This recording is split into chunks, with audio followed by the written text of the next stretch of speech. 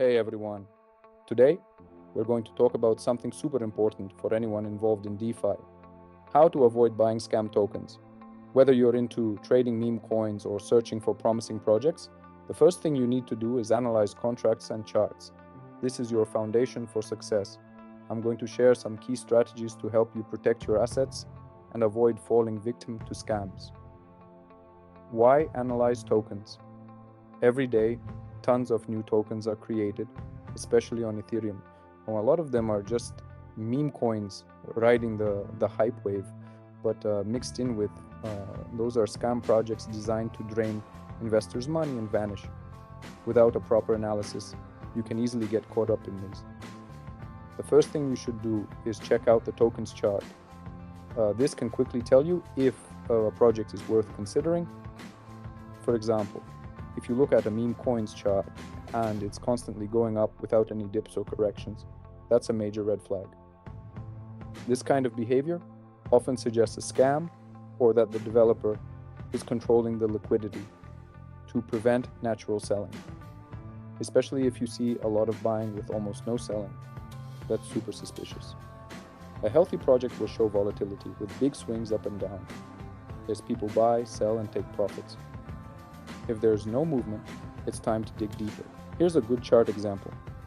You'll see big wicks on the candles, meaning there's a lot of volume and volatility, which is what you want to see in a strong project. But charts don't always tell the full story, especially with meme coins that get a lot of hype.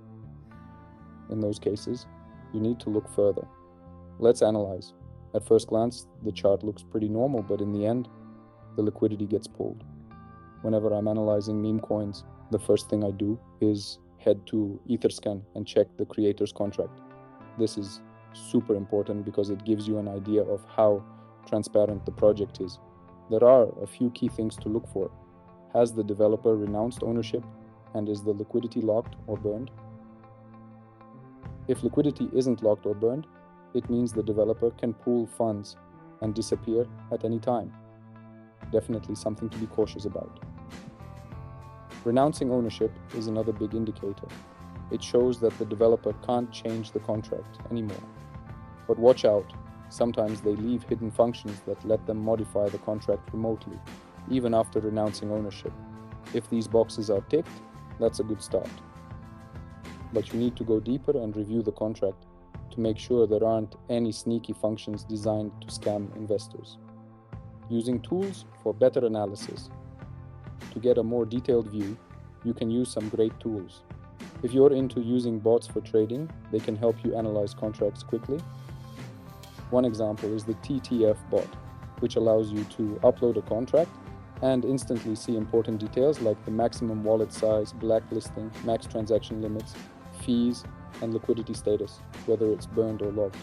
For instance, I uploaded a contract from a known scam token, and the bot immediately flagged it and showed the suspicious functions. I did the same for another scam token, and again, the bot gave a warning. Now, for the example token I shared earlier, there wasn't a scam alert, but the bot did highlight some suspicious functions. These are the usual functions you see in most tokens, but it's always good to double check. Additionally, you'll get to see if the contract was renounced, the creator's wallet address, and the liquidity status. In this case, 99% of the liquidity was burned, which is usually a positive sign. These parameters help determine how safe a token is for purchasing. For example, if liquidity is burned, it usually means the developer will have a harder time pulling out funds. However, it's important to remember that even a meme coin with burned liquidity could still pose hidden threats. For those who might find TTF inconvenient, there are other bots you can use. For instance, there's the Pure View bot. It works similarly and can also tell you whether a token is a scam or not. This is especially helpful for meme coins and shitcoins, where aggressive marketing tactics are often used to hide the developer's true intentions. So, how do you integrate all these tools into your strategy? I recommend this. If you're working the way I've shown in my simple video, start by opening the token and checking the chart. If the chart looks suspicious, skip it immediately. Next, use Telegram bots or browser-based tools to analyze the contract. Look for contract renouncement, liquidity locks or burns, and check for any dangerous functions. Don't forget to pay attention to factors like social media activity. This can give you an idea of whether the project's marketing has started. That's all for now. If you want a more detailed breakdown of these tools or a deeper explanation, leave a comment and hit like. In the next video, I'll dive into how to analyze meme coins and find promising shitcoins that might bring solid profits. Thanks for watching.